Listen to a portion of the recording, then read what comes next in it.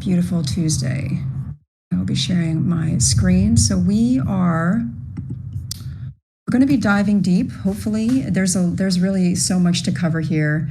And Kianga, I think we did not touch base too much before this because we want this conversation to unfold organically. And it would be interesting actually to see where Kianga and I diverge and where we actually end up on the same page. So that's what I think will be an interesting thing to unearth during this conversation. Thank you again to all of the aligned delegates who are submitting such outstanding work product to us.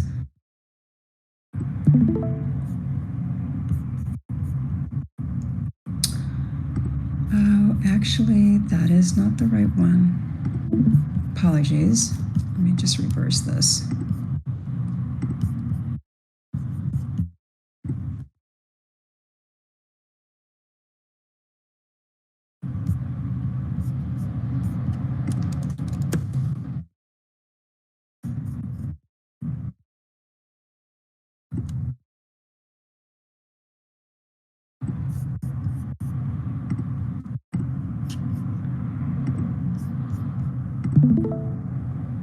Okay, how about that? Hopefully everyone can see this. Accessibility scope, welcome, welcome. Okay, do we have any housekeeping, Kianga? I don't think so. No, we can get right to it. Okay, let's get into it. The whole meeting is housekeeping. Right. Okay, so accessibility scope advisories. I'm going to run through these rather quickly because I think the ecosystem intelligence or some of these some of the topics that Kianga mentioned in the forum post today are definitely worthy of a lot of attention. So Defensor is calling out the decentralizing of social media accounts, specifically 4.2 accessibility scope, and is suggesting that we consider as an aligned scope proposal the concern that Twitter is very centralized and we should be planning for alternative decentralized comms through external platforms in the case of a ban and also for the sake of community growth. So thank you, Defensor, for that. Clokey is highlighting some questions about the rebrand, and I believe that we've brought up, especially when posting from just one official account. Yes, Defensor, absolutely agree. Clokey has some questions which I believe we have explored in the past. When will the rebranding be completed? Can any particulars be divulged? Any headway on the accessibility chat, which seems like a really important feature? And where are we on the finalization of the sub-DAO front-end standards? A lot of open questions about the timeline, and these questions, Clokey, are very pertinent, and they will tie into, as you will see later on, a discussion that we'll have that True Name is largely spearheading about transparency, about the launch project, and reporting and things like this, but we'll get into that. So here we have Navigator asking a very important question about the rebrand and growing the Maker community. How can Maker's new brand and general rebranding best reduce the significant learning curve that exists at present to bring more stakeholders, users, and groups into the Maker 10? This is a rare opportunity to rethink some core tenets of how the protocol presents itself, including the vast majority of the world who has never had reason to interact with Maker or DAI before. Are our important principles of inclusion and accessibility core to the rebranding effort at present? And how can ReFi help further those goals? Yes, yes, yes. I love this, Navigator. I can't plus one this enough. And of course, this ties into our later discussion about concerns regarding transparency, reporting, sort of its exceptional language that has been applied in the Atlas and the scopes regarding the launch project. But very, very good, pertinent questions. Thank you for that, Navigator. Bonapublica is raising some questions about the accessibility reward, which I confess personally I've not thought about until I saw this scope advisory, so thank you for that. What are the specific accessibility brand guidelines that sub-DAOs and EAs will need to comply with? What's the rationale behind the different reward rates between the ecosystem actors and the sub-DAOs? What are the conditions or the guidelines for the early bird offer? How will it be monitored? And how will potential changes to accessibility reward parameters be managed? Will the community have say in these changes? All very good and pertinent questions. Let's see here in the chat very quickly. Cloaky is saying Rune has addressed the timing of the rebranding since then, specifically mentioning early 2024. Oh, I did not know that, Cloaky. Where was this mentioned? Discord, forum? Do let us know. Kianga is saying, yes, I noticed that. But it also suggests the rebrand may launch before that. It's confusing. Okay, Navigator has answered my question. It's in the 5 phases of Endgame. Thank you for that. Teamwork makes the dream work. Okay, this last bit, we're going to go into a lot more detail. Incentive Slack. This is from TrueName. Much gratitude to TrueName for just time and again delivering some really fire ecosystem intelligence reports and advisories. So TrueName is saying the most pressing issue for governance is to solve across the ecosystem is creeping incentive slack. We are concerned that SES, as the facilitator for all the scopes except for governance, may not have the capacity or bandwidth to operate as required by the written words of the scope artifacts. While we understand pre-game has been a challenging time, it's appropriate for the community to begin to raise the bar on expectations regarding communication. How does Maker maintain trust, integrity, and legitimacy for Endgame when or if exceptions to the rules becomes the rule? And these are very, I think, very compelling questions. Thank you, TrueName, for that. Some of the few questions that was included in the scope advisory: what is being done specifically to cause the kinds of reporting that Wouter admits are overdue? Is ecosystem, SES, expanding their team to provide better responsiveness and or transparency for their operations and deliverables? And what is their internal assessment of how well they're doing, how well they're providing the necessary coverage and oversight? So here are some possible action items. Some of these are me riffing, some of these are TrueName's specific suggestions.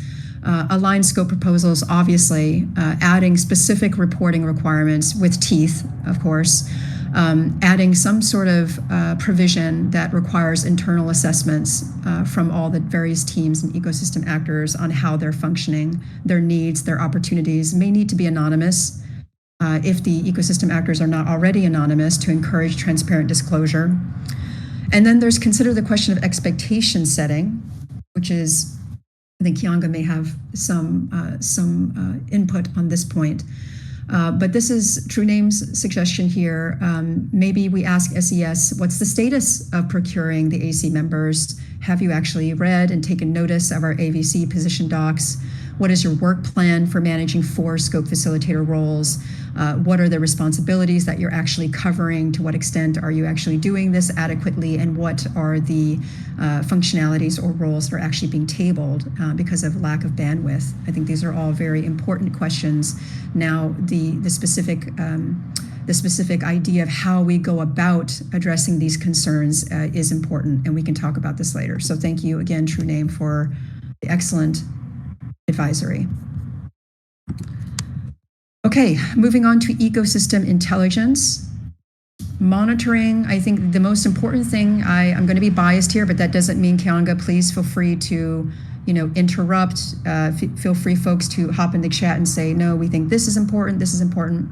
But in doing the slides, I really wanted to focus on this, and this is jumping off of what TrueName provided in the EI report and also the scope advisory. So this is the monitoring of the legal recourse assets, or we could say addressing creeping incentive slack. So the context here, and Paper Imperium is chatting I think in recent weeks, TrueName has really stood out as the delegate who has become the most informed and on the ball, not to diminish any others. I personally would have to agree. I'm not speaking in my official quote-unquote capacity, just as someone who's relatively new to the Maker ecosystem, have really taken the time to delve into, to try my best to understand the end game, and specifically what is being asked of aligned delegates. And just the sort of impression that I get, again, personally, is that I'm seeing throughout the weeks in reading TrueName's EI reports and scope advisories, I'm seeing an evolution. I'm seeing it's not just sort of like, here's a couple of items, interesting, this may be valuable, but I'm seeing an actual grappling with the intellectual, with the governance challenges that TrueName is being presented with, and I'm seeing like an actual attempt to synthesize things and to push things further in the governance framework. So I personally am very appreciative of that. But now, after that personal side, let me get on with it. Here's some context, TLDR. RWAs continue to comprise the vast majority of Maker stability fees. In June, RWAs made up nearly 90% of all stability fees, and year to date, RWAs have generated nearly 80% of the total stability fees. The question of whether Maker governance has adequate ecosystem support for the proper monitoring, review, reporting, and follow-up with respect to irregularities and risk for inherited RWAs continue to be a top topic of discussion this week. And here, just very quickly, for folks that may be new or folks that are watching, the harbor trade default is very prominent on our minds, with hat tip to Paper Imperium for calling this out in the Discord. The RWA vault defaulted, and there was an exploitation of MakerDAO for approximately 200K DAI of exit liquidity for co-investors junior capital due to the way that the RWA vault integration works. So to date, as other aligned delegates have called out, including Defensor specifically last week, the specifics of the how and the why and the future prevention of this, it's just not been addressed. So True Name is saying there's a misalignment of adequate incentives to ensure RWA collateral structures have monitoring. Currently, those with the most information have conflicting interests or lack authority to make explicit recommendations that would go against the interests of third parties. Let me quickly call out, because this was included in True Name's EI reports, the KISS AVC Discord discussion, hat tip to KISS AVC and these various actors here. So Paper Imperium starts out, the current situation is that Clydesdale and Coinbase custody are reported on by Monetalis, who is paid less if those are closed. They also have not been fulfilling their reporting duties. As I believe Paper Imperium recently posted on the forum, Block Tower is reported on by Block Tower, who is paid less if those are closed. Stakehouse reports on the others, but we just saw that they don't want to proactively raise the alarm when something is amiss. We did actually bring up this question as an aside last week on the call with Stakehouse, and they said, you know, the sort of very in detailed concerns that True Name and others were raising is just not something that anyone is paid to address right now. And they even sort of surmised that no one would want to be paid to address these concerns. But again, I don't think that sort of hypothetical is very useful to us. But that's what I remember of what Stakehouse said. And then further, Paper Imperium is saying Stakehouse also has unclear funding and relationships with Spring and Viridian. So we're left with no impartial monitor, a BA Labs for RWAs. Vigilant responds, I think we have mostly been talking about some advisory council work that is not what is in our aligned scope proposal. Paper Imperium responds, as someone who was on the Maker RWA committee, I don't think a committee will actually be able to do much. No one will want to be on it. And those that do will all be asset originators or other vested interests. Long for Wisdom pipes in and says we could try one where the membership is more intentional. The original one was more or less open membership. True Name then responds to a comment by August. We agree. Arrangers should be responsible for monitoring the business they arrange. However, Maker holders need an objective, independent actor without a conflict of interest. Vigilant responds, sourcing could be a component of the advisory council work, or it could be an additional piece of advisory council work as long as the first piece gives clear instruction. And so here I just wanted to include very quick a sort of excerpt on slippery slope misalignment. Slippery slope misalignment is the shortest path to misalignment, where tiny misaligned acts are justified through various means, which could include ignoring the potential significance and larger impact of acts due to their small scale, the trivial way the misalignment occurs, the good intentions of the actor, or that the ends justify the means. Understanding slippery slope misalignment means understanding that any misalignment at all is always very serious, and if not dealt with, results in increased risk of disequilibrium and alignment failure. And I am pointing this out, and I do think it's very important. And like I said, I have appreciated True Name's recent alerting of their understanding of this possible slippery slope misalignment. So what's the strategic importance to ReFi? Why should we care? ReFi AVC's strategic interest in how to impact the real world with DeFi solutions and an unbiased world currency is directly at stake regarding the capability of governance oversight to safely continue and scale these exposures. And these are the items on which, after all, our protocol is existentially dependent in the short and medium term. I'm going to pause. Let's see here. Clokey, I can't help but ponder what other aspects of phase one might surpass the rebranding process in terms of time consumption, perhaps the implementation of the new stable accessibility reward system. Navigator says, potentially, though had assumed that the reward system was to spur adoption once the new launch project goes live. Okay, so possible action items under here. Prime area for inter-AVC coordination. True Name is suggesting that we help to create momentum for operational improvements by highlighting other AVC members and their other initiatives who are planning to post concerns or otherwise. I have a question here. What are the initiatives? I've seen one public letter from KISS AVC regarding the Stability Advisor Council member.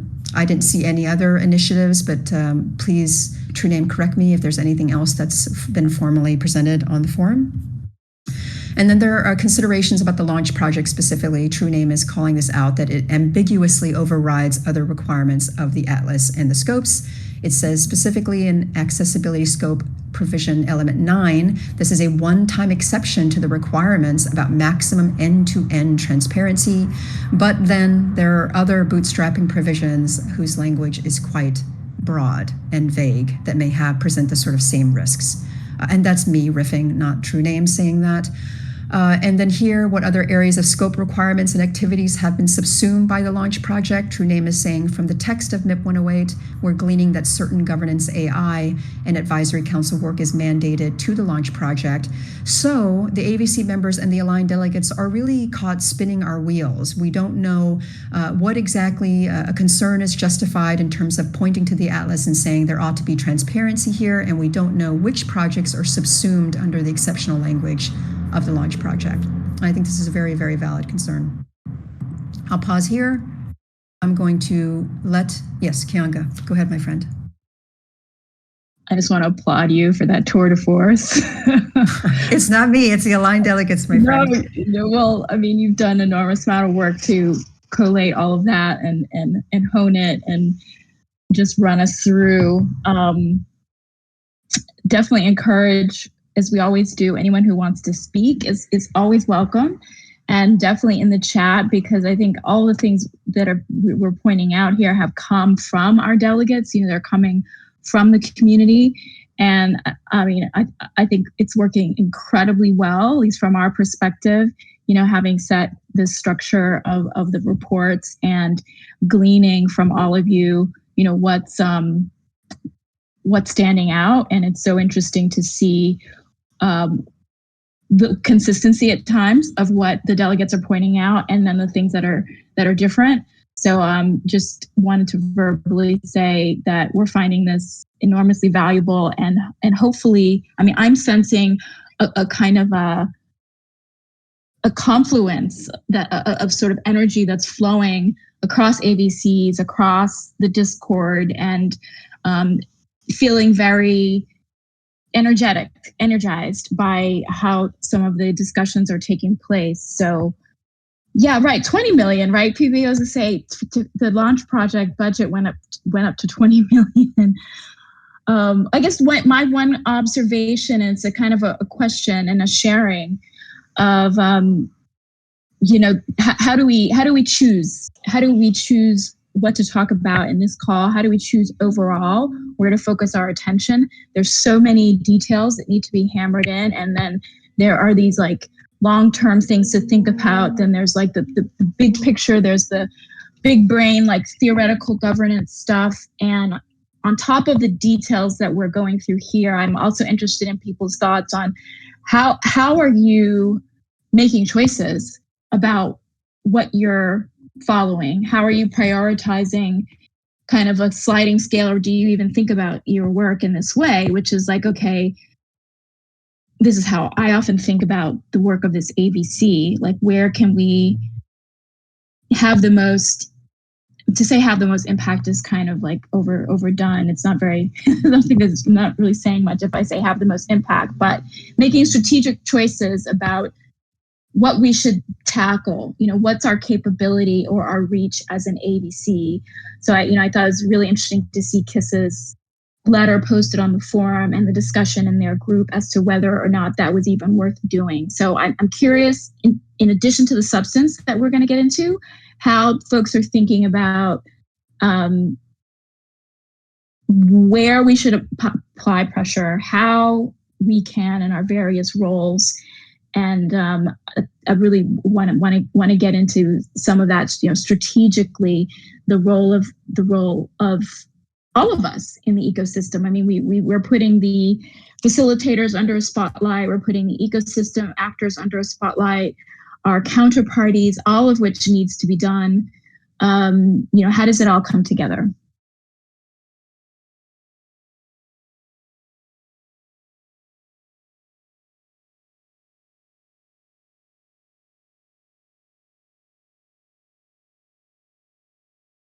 If you're speaking, Caroline, you're on mute.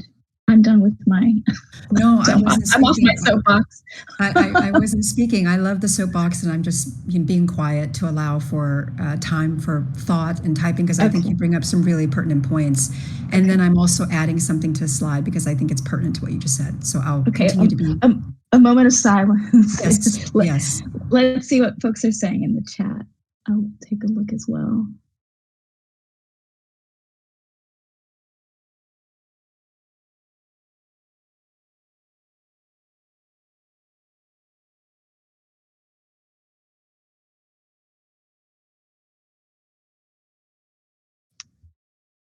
Yeah, I guess on the point of setting expectations, just looking at the discussion about maybe what's going into the executive. Oh, is the executive now happening tomorrow? It's not today. It certainly would help my anxiety levels just to know a little bit more about what I think the points about the team's internal capacity. So at this stage, we don't know if we're not getting a response because teams are slammed, or, there's just so many reasons that things could be how they are. And I think it would probably, I'd like to hear from all of you, even just a response that says, we don't have a response, feels like it would mean a lot to all of us on some of the questions that are being raised, at least as a starting point, right? As just sort of a starting point of, here's what to expect given the transition, given, the ramp up of teams. And I get it, like in terms of communicating can sometimes be the hardest thing when you are grinding and you're trying to work. But yeah, I definitely agree that now's the time to move the needle around internal stakeholdership and accountability, even if the information is not forthcoming, just giving us a better view, a better responsiveness to the internal public, internal and external, but just to the public, because obviously there's tons that's going on that's not on the forum. I just added a slide here, friends. I think, the sort of the caption here may seem a bit limiting, but I think the overall principle should be applied here. Instead of jumping towards a quick fix, AVCs should instead, if possible, always move slowly and aim to sustainably identify and solve the generalizable underlying challenge. So I think we can, when you ask Kianga, how do we figure out what to prioritize? How do we figure out where to direct all of our resources, limited as they may be, in a general direction, coordinating with one another? What is the generalizable problem? I think one of the things that we wanted to do in the aligned scope proposal was to jumpstart the advisory council recruitment process, but that hasn't been done yet. So I think if we're sort of outside presently the framework of what the Atlas and the scopes actually provide, then I think right now what the aligned delegates, True Name, and True Name and their colleagues specifically, what they're doing, I think is exactly what AVCs ought to be doing and ought to be leading, which is like raising awareness in the community. And I do agree with True Name that this is where inter-AVC coordination can really bear fruit. With the aligned delegates, they're anon. it might not be so effective if all the raising of the awareness were happening solely on the forum. But I have some suggestions here. Maybe they're provocative and we can get into that. But let me share a little bit of some ecosystem intelligence items that were also contributed by Bona Publica and Navigator specifically, because I think they are relevant. Okay, so... All right. So Bona Publica's ecosystem intelligence item here, Centrifuge's Diverse Advisory Council, a model for integrating blockchain and trade finance expertise. So Bona Publica is directing our attention to the hiring of advisory council members with diverse expertise, being essential for MakerDAO for several reasons: multidimensional insight, risk management, enhanced credibility, and forward-looking governance. And we've talked about this before, but I think tied together with what Navigator contributed is quite interesting. I had not seen this forum discussion until Navigator pointed it out, so hat tip to Navigator for that. Layer 0 discussion on legal resiliency. I recommend that we jump in and have a look at this if you haven't already. This forum post aims to initiate a discussion about what legal resources may be needed and how they should be designed to minimize risks and contribute to endgames, objectives, and values. This discussion can be valuable for AVCs to elaborate frameworks for selecting suitable advisory council members, to budget resources for specific projects, and to draft strategy position documents. The main intention of the forum post is to start a discussion about what kind of legal resources are required for maximizing legal resilience. Each of the 7 areas mentioned would require specialized advisory council members that assist in developing the frameworks and specialized ecosystem actors that deliver the actual work. So thus far, what I've been noticing with our AVC discussions, Kianga, is that a lot of folks are focused on the advisory council members, but the advisory council members have like very clearly curtailed scope of action. They are there to research and to advise on different updates and revisions to the language of the scope frameworks. I think what we need to really focus on is what Layer 0 has pointed out, which is that yes, we need specialized ACs that actually develop the frameworks, but then we need to actually bring in the ecosystem actors who can deliver the actual work. And I think the sort of the emphasis on the latter part of that has been missing. And this is just FYI list of topics: legal defense, legal risk management, privacy, operations security, advocacy, public policy. Really, really interesting forum. And this, I believe Layer 0 is a member of SES, correct me if I'm wrong, but so they are coming from a very sort of interesting context here. I'm going to pause again, see if anyone has any questions. Otherwise, would maybe jump into a suggestion that I have about how we can move forward. And obviously, I think we already know that at the end of the quarter, we're going to be focused on aligned scope proposals and the strategy documents. But what else can we do beyond that? Because right now, as I said, we're stuck. We keep running against the ceiling that we know that the advisory council members are key, but there seems to be no momentum behind that at the moment. There seems to be no significant resources, or at least no transparent communicating is going on about how far we are along with the advisory council recruitment in terms of what we, the ratified AVC, recommended. So this is sort of my provocation. I'm just putting it out there. I'm not saying that I'm married to this. I'm putting this out there as a what-if hypothetical, because as I mentioned earlier, I do agree with True Name that something that AVCs can really lean into is this idea of being the political party, being a political party that represents the interests of maker holders at large. So if right now we're running against lack of transparency, lack of communication, and there may be no bad intentions here at all, it may just be that the facilitators are completely overwhelmed.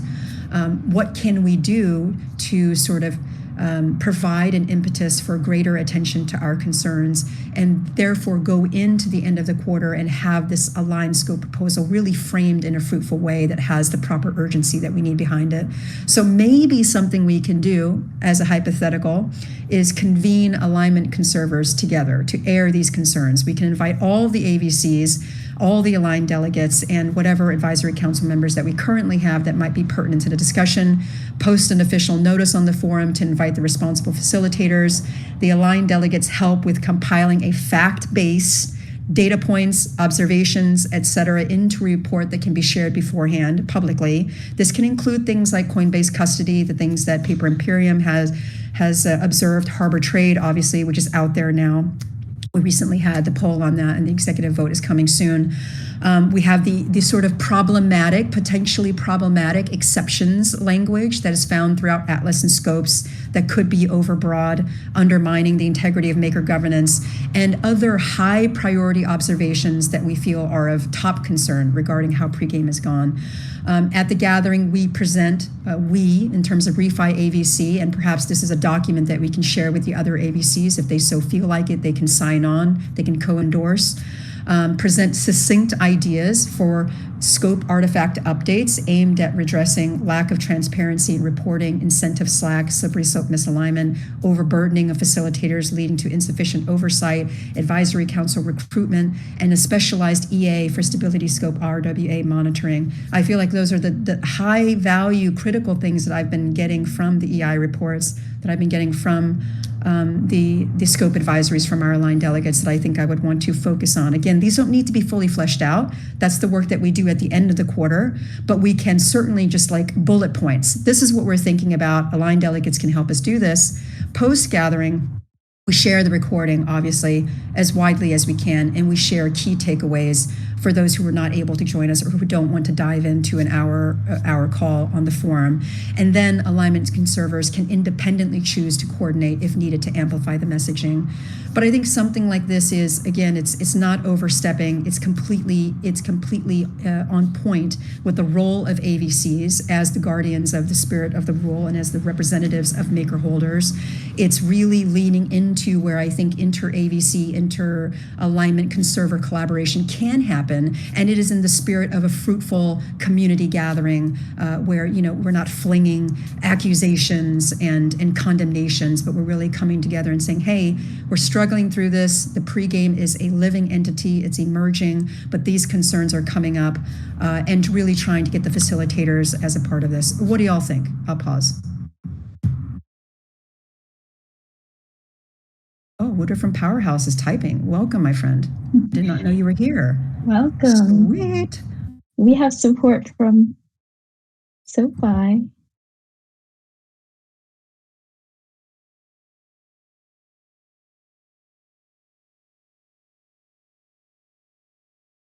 Walter has the big question. Oh, now we're all flustered because we've got his ear.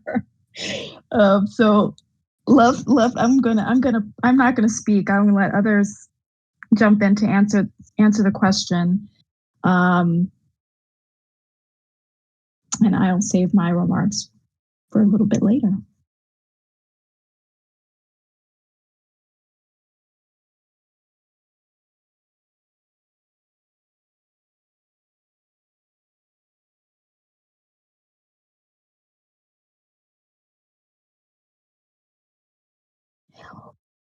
All right. Well, since no one's jumping in fully with direct response, one thing timeline in terms of reporting. I mean, this is not so much maybe the weeds of specific reporting, but and I think actually the comment above, was it from Navigator?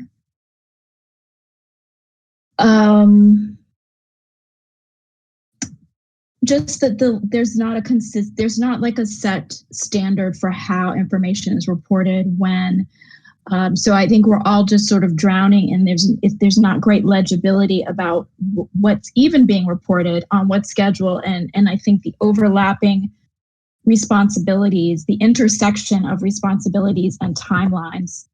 So in some ways, it feels like a visual map of just what all the reportings might even be across the various scopes and across the teams. And then to understand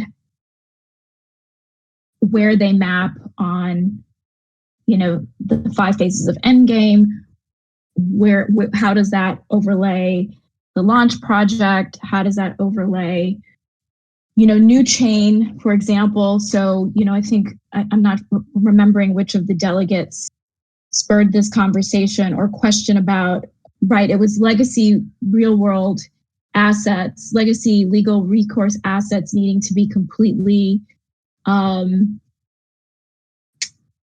unwound or offboarded before new chain launched, or have been fully transitioned to a scope compliant framework, which raised the question in the forum as to, well, wait a minute, like, is new chain even started? Is it launching imminently? Is that, so I think for me, one of the first reporting and transparency issues is kind of to get a better map. And I think I think that you've said in a prior call that, your team's actually working on that, or others may be working on that. But that for me is sort of number one, is to get a better lay of the land.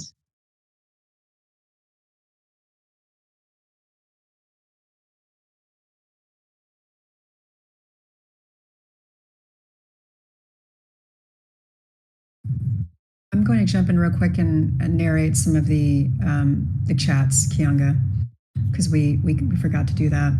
Yep, that's great. Thank you. Defensor is asking, based on the weekly reporting, are you planning on picking some fights to address in the AVC's quarterly reporting, scope, edit, and positioning, or will it just be something discussed on the weekly meetings? No, I personally, I can't speak for Kianga, but I think this was the reasoning behind us starting the reports, is that they will be integrated. I know I'm learning a lot, and all of these learnings will be integrated into the eventual work product at the end of the quarter. Thank you. Our youth, your future. Our youth, your future is hat tipping Defensor is the best AD, and this is the best AVC. Thank you for the kind words.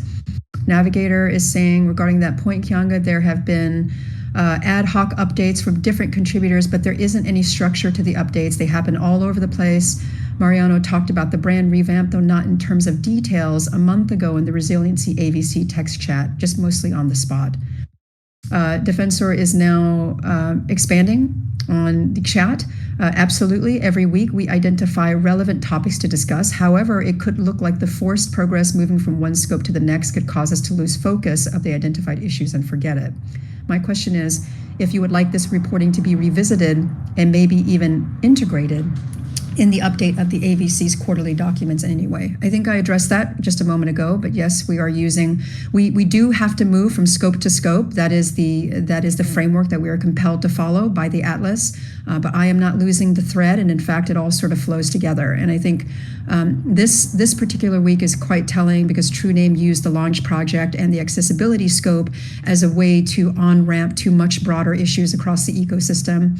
And I think this is part of the work of synthesis that we have to do. So I don't feel it to be chaotic, and we will certainly integrate things into our work product. Navigator, building on earlier discussion. Caroline, can I go ahead, my friend. Actually, I had a follow-up, and Walter, I want to give you the mic as well, certainly. But just Defensor, were you also specifically asking if, because we go through each of the 5 scopes twice, are you also wondering if we are specifically going to be circling back on our second run through the scopes to revisit what was raised in the first 5 weeks?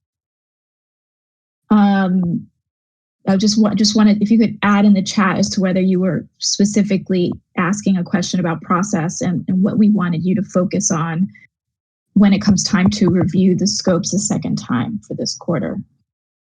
Just wanted to ask that.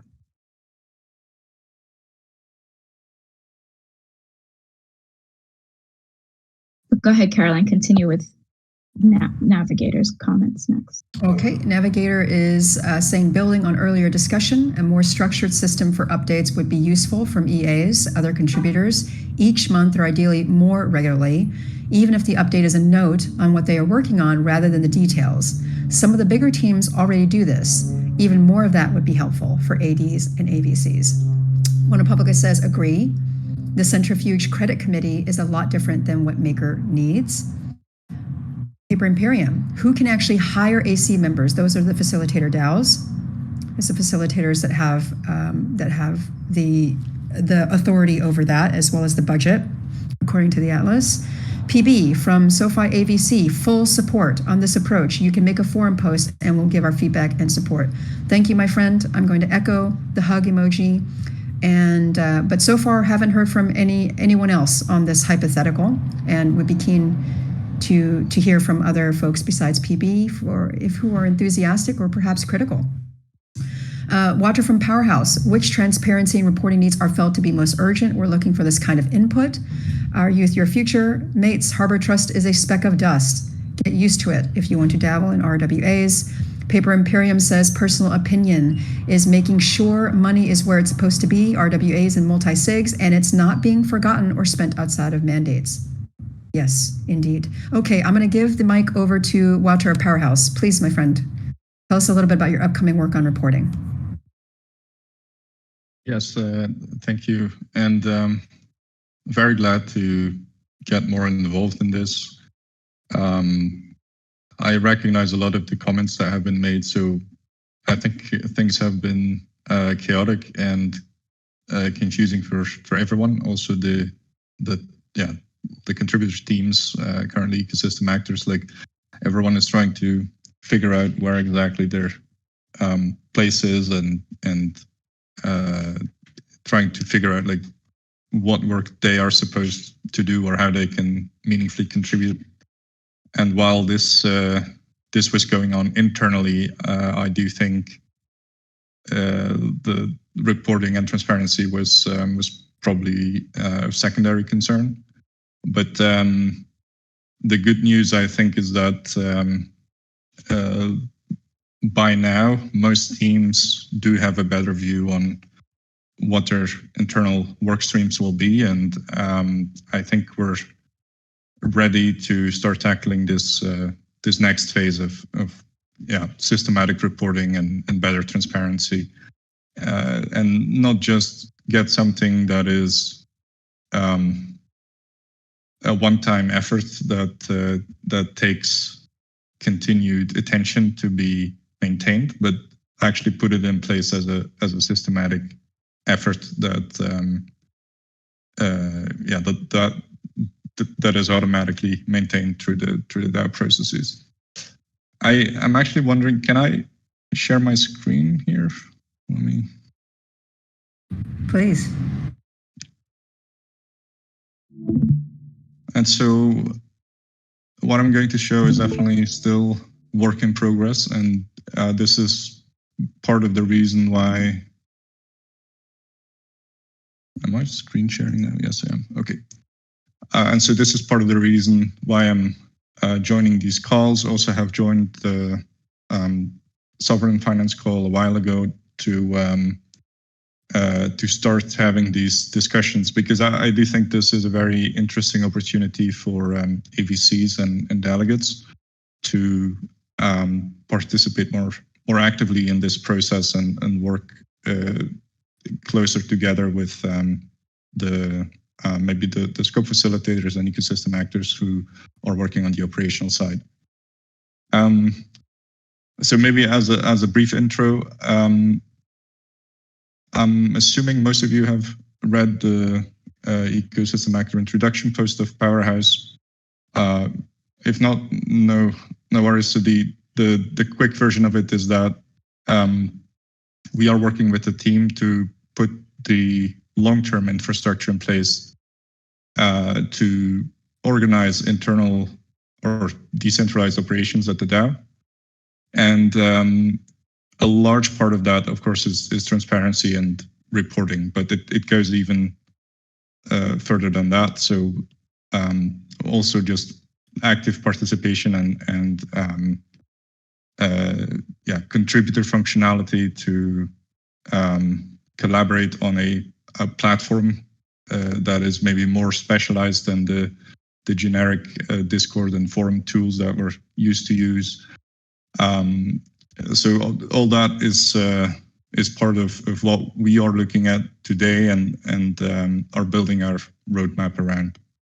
And so as part of that, we have started identifying the data that we think is relevant from an operational point of view.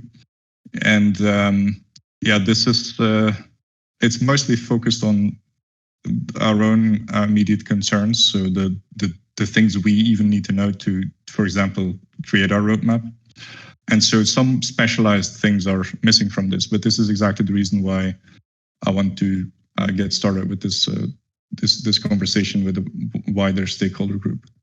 The things we've identified so far is on a governance level. So of course the active and official atlas and scope frameworks. Currently there are the forum posts, but they are quite difficult to navigate. So one thing we learned in the past is that transparency alone is not enough. The data needs to be accessible and digestible. And we need to iterate on this and find better ways to present the information in this Atlas and Scope framework so that people who are interested in a particular aspect don't need to read 80 pages of governance articles to understand what the answer is to their question. So I think this is an obvious one. We shouldn't forget the data that is already managed on a regular basis on the voting portal. So the polls, the executive votes, including the copy, but also the link with the on-chain action that is happening. So the spell information. So need to make sure that as we go through this transition that either the existing infrastructure remains operational or that we can cover it with new infrastructure. And then the functioning of the AVCs. This maybe comes as a surprise or not, but from the other side, there is just as many question marks and questions for more transparency and information. And it's really not that the AVCs haven't been operating in public, on the contrary, but it's again the same thing. There is an overload of information, and what we really need to figure out is a condensed way of communicating just the key information. So that's why this one is also in the list.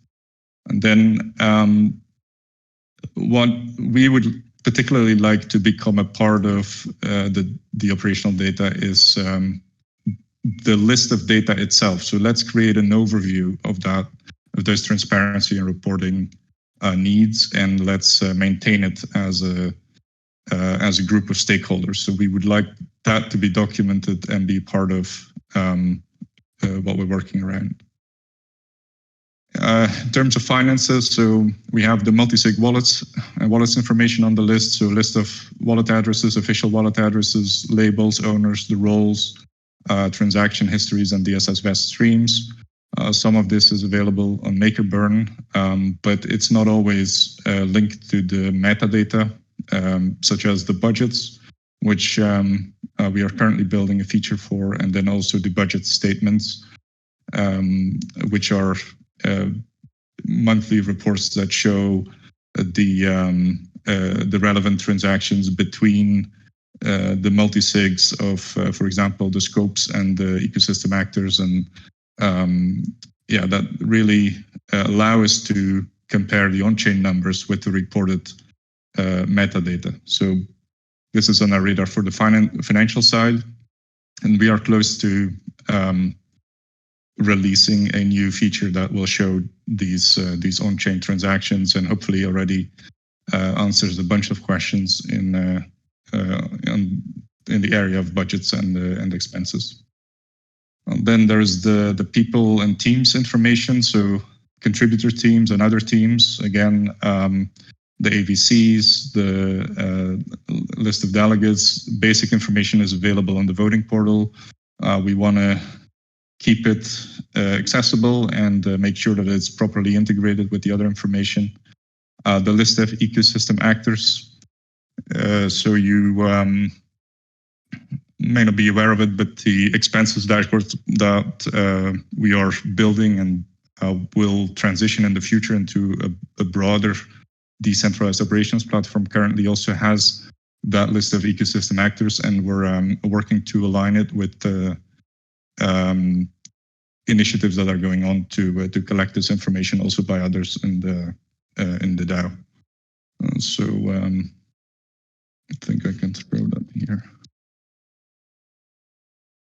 If you go to this page, then you will find that list today. And so one of the things we want to do is align with more people to make sure that the relevant information is collected there. Our role is more to build the feature and start this conversation, but ultimately it's up to the community, the DAO, to figure out which information is the most important, the most relevant to be figured in these kind of features. So we are actively looking for feedback there, and we'll continue to reach out in the coming weeks.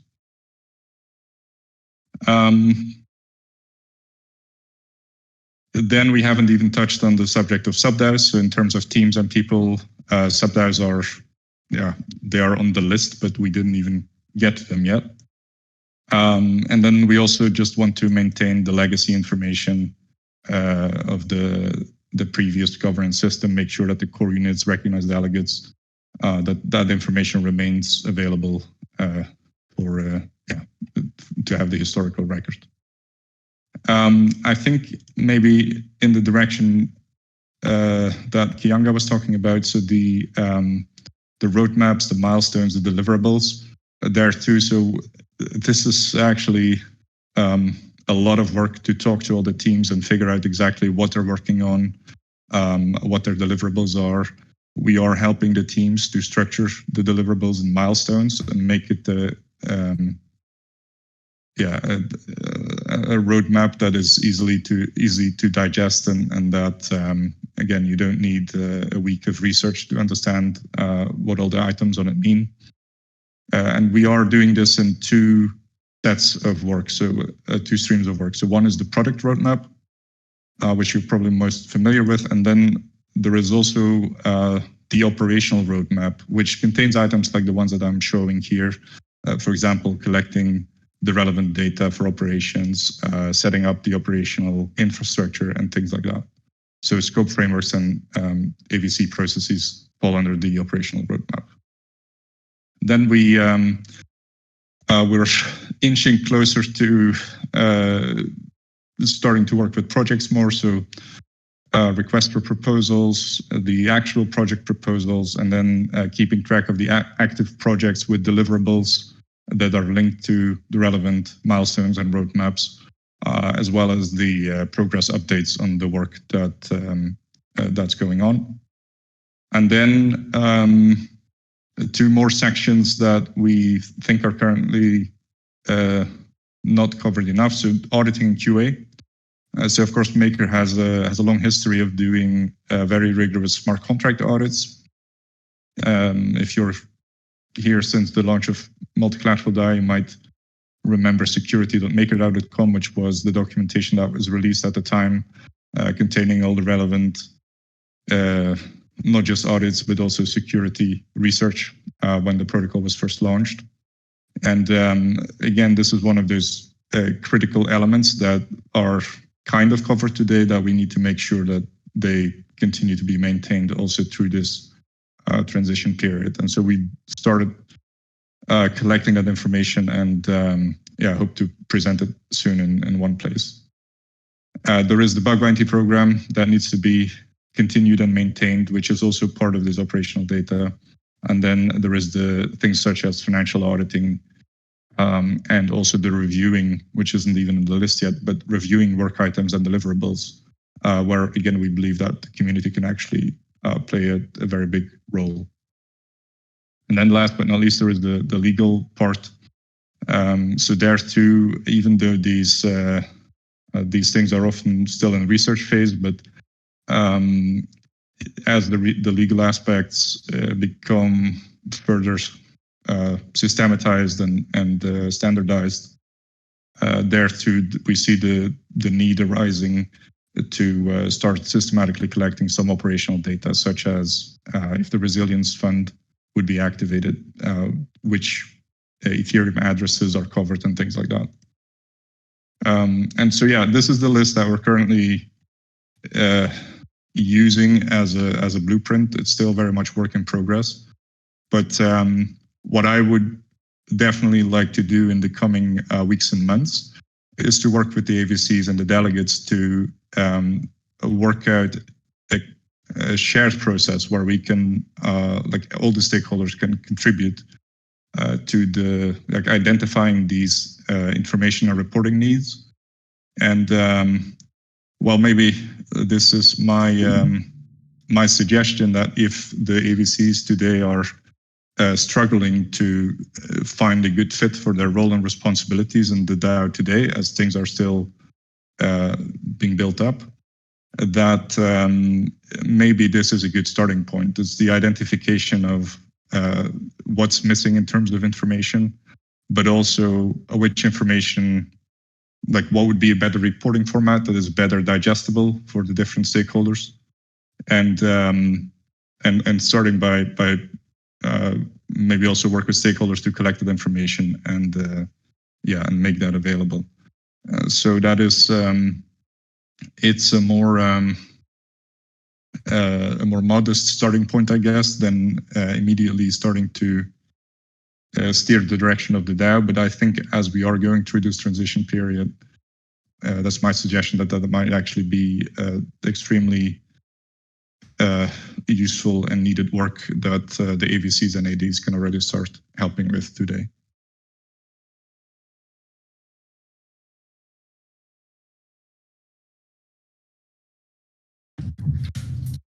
Thank you so much for going over that. Really appreciate you jumping into the chat. I'm going to pause to see if anyone has any further. True Name is asking, is a unified UI being built to present a single stop to access the scope of information? Yes, or at least a unified user experience. So one of the key lessons that we've learned from talking with stakeholders also in the previous MakerDAO structure is that information is most of the time available somewhere. It's just that people can't find it, or the cost of digging it up is just too high. And this combined with our insight that the core unit model, if there was the perception that it failed, that very often this was the result of lack of delivering integrated solutions with the emphasis on integrated solutions, because the metaphor I always use is that one team would build a tire for a racing car, and another team would build the wing of an airplane, and both teams would say, well, we've done excellent work. This is an excellent race car tire, and this is an excellent airplane wing. The thing is just they don't work together as an integrated solution. And so this has been one of our focus points to put more effort in bringing stakeholders together to bring that integrated user experience, and make sure that the ecosystem actors are delivering integrated solutions.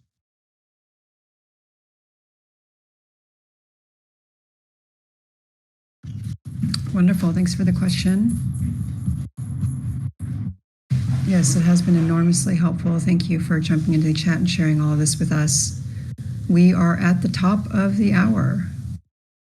Kianga, do you want to just share very briefly about our guests coming up? And then you and I can talk later specifically about how maybe we can organize questions for our guests so that the Q&A time is more fruitful, forward-looking, because I think our line delegates are every week they're coming to the table with some really insightful, incisive questions and issues to be addressed.